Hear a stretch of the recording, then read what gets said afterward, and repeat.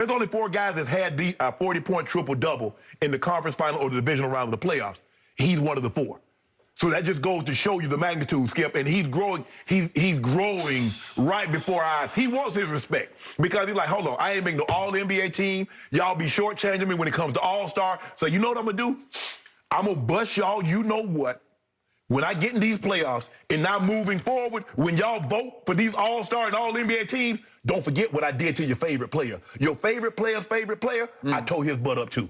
So moving forward, Skip, I don't think Devin Booker is going to have a problem making an All-Star team. I don't think he's going to have a problem making an All-NBA team, considering what he's doing in these playoffs, Skip. And if you look at the second half, Skip, he went 11-6-5 in the fourth quarter, 29-7-8 in the second half. That's where you want your superstars. That's where you want to. When you really become iconic, you want to become legendary. It's not the regular season. You got to play good in these games, in these moments. In every moment that they've asked Devin Booker to play big, Skip, he's played bigger than even what they've asked for. And for Chris Paul not to be there, and for him to take on initiating the offense role, now Cameron Payne was sensational too. Don't take anything away from him. This is a very well-coached team. They got guys with hey, I'm good with where I am.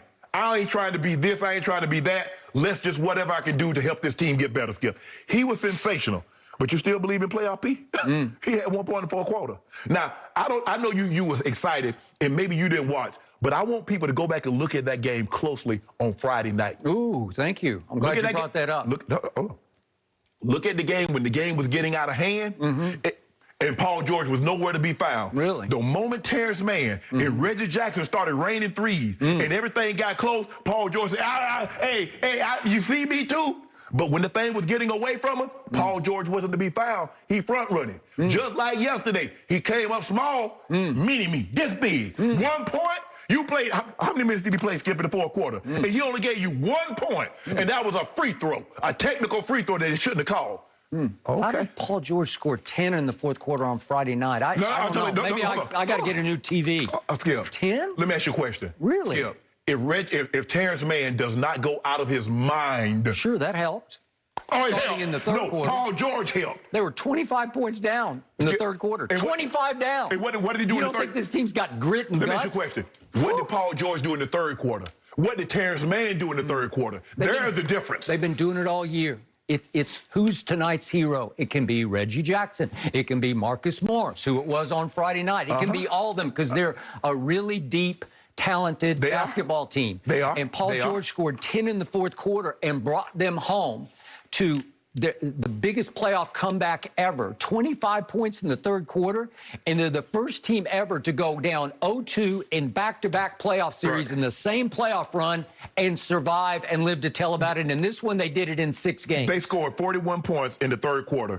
Terrence Mann had 20. Reggie Jackson had 14. So that's 34. Paul George was 1 for 3. And the 2 of those came from the free throw, 2 of his points. So that's 4 points. And then who took over in the fourth? Paul George had 10. He took over? Well, he had 10 points in the fourth. Is that good? Reggie Jackson had 8. Yeah. Terrence Mann had 5. Okay, who was the leading scorer for the Clippers in the fourth, Shannon Sharp? I think it was playoff P. Actually, it was Patrick Beverly. Who should completely be playoff P. Yeah, Patrick Beverly hit 3 threes. That is correct. But 10 points. So here's what playoff P averaged in that series before I answer the question about yesterday. He averaged 29, 10, and 5. Are you kidding me? And his fourth quarters went like this: 13, 10, 6, 9, 7, and 10. He averaged 9 points a fourth quarter in those 6 games. That is playoff P, underscored. There's no more pandemic P. Yes, I'll take it. So what was he yesterday? What was he yesterday? Well, they lost yesterday. No. What was Paul George in the First fourth? of all, here's the point. At the end of the third quarter, he went on a rampage unlike any that you'll see in the National Basketball Association, because Paul George is supremely gifted. Yes. At 6'8", he can shoot the lights out. Silky smooth. It is silky. And he scored 14 points in the last 6 minutes of the third quarter to draw them even going to the fourth quarter. And then what did Ty Lue do? Well, what was absurdly unfair about yesterday, which obviously you did not bring up, was the fact that the Clippers broke through and won a Game 6 at home against a favored Utah. Utah was favored to win that game. They broke through and became the first Clippers team in their 51-year history to make it to the conference finals. And they suddenly look up after the game and say, wait a second, We have to play on the road in a day and a half. We have to fly to Phoenix and play in a day and a half against a Phoenix that's been resting for 7 days. It's outrageously unfair. You're up against it. You're almost certainly going to lose that game, and they finally did. But it wasn't until they hung on and took it to the last drop. Now, I'm going to give you Devin Booker because he was sensational, beating whatever defender they threw at him or shredding the double teams when they blitzed him. He would find the open man. He did. And Phoenix hit a lot of open shots. They hit a lot of big shots. But they didn't hit a lot of threes because my Clippers made 20 threes yesterday and outscored Phoenix at Phoenix by 21 points from the three-point line. That's usually good enough to get you over the hump. But guess what? What do I always tell you? Weirdly, the Clippers seem to go as Marcus Morris Sr. goes. What happened to Marcus Morris Sr. yesterday? He goes 0 of 5 from 3. They still hit 20, but he went 0 of 5, and he's now got a knee issue that kept him out of the game late in the game when I needed him the most. Now, let's get back to what Devin Booker could not do. If we look hard at the fourth quarter and people just hysterically overreact to these playoff games, Devin Booker, I heard some clown on another network say, one of the great playoff games ever played. Really? Well, let's check this out, shall we? I got a tape I'm going to show you, Mr. Sharp.